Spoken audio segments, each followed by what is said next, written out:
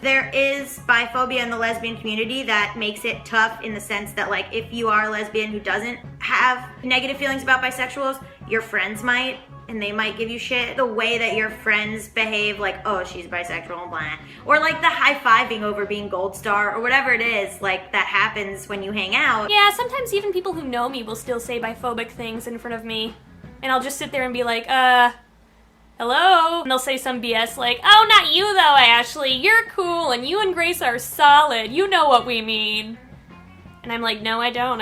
What do you mean? That is what could cause problems in the relationship. But if you guys acknowledge that and talk about it and tell people to shut the fuck up, then, like, I think obviously it's as doable as any other relationship. So a lesbian person and a bisexual person just start dating. How do they make it work? I think the key to making it work is talking about it. Yeah, Rose and I talked about my bisexuality and her being a lesbian all the time. We've discussed, like, extensively our relationship history. You know, they might have questions, and that's totally fine. And I think some people may even have insecurities. Because of the nature of biphobia, there is that question of, like, commitment and blah blah blah. Yeah, that's like the only question I'm kinda about. The do you think you'll ever leave me for the other gender question. No, that's not what being bisexual is. And that implies we're like flaky or never to be satisfied, which isn't true. But at the same time, I kind of get it, and I do want people to learn, and at the end of the day, you've got to tell people how it is if they want to know, and then how are you gonna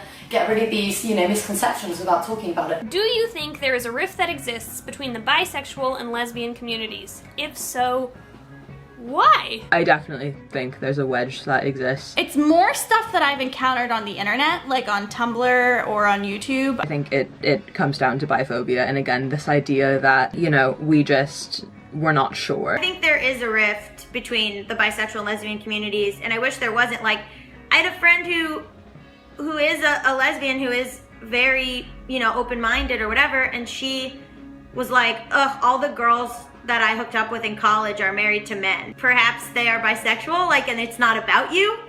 It's the implication becomes that it's some failing on your part, or that it's about you in any way. No, I don't feel like it's a war and there's either lesbian, bisexual. I just feel that there is still a divide. I was at an award ceremony recently, and this gay famous man, Alan Carr, made a speech, and it's very interesting. He said in his speech that the LGBT community is the only minority community that cannibalize ourselves. He said, we have real enemies. There are people who don't want gay marriage. There are people who don't like gay people. Against trans people. All these. We have real enemies. So why do we fight against each other in our group? We should all respect each other. I think the rift on the internet just kind of stems from a lack of understanding and a lack of discourse, because I think once lesbians and bisexuals sit down and actually talk to each other about their experiences,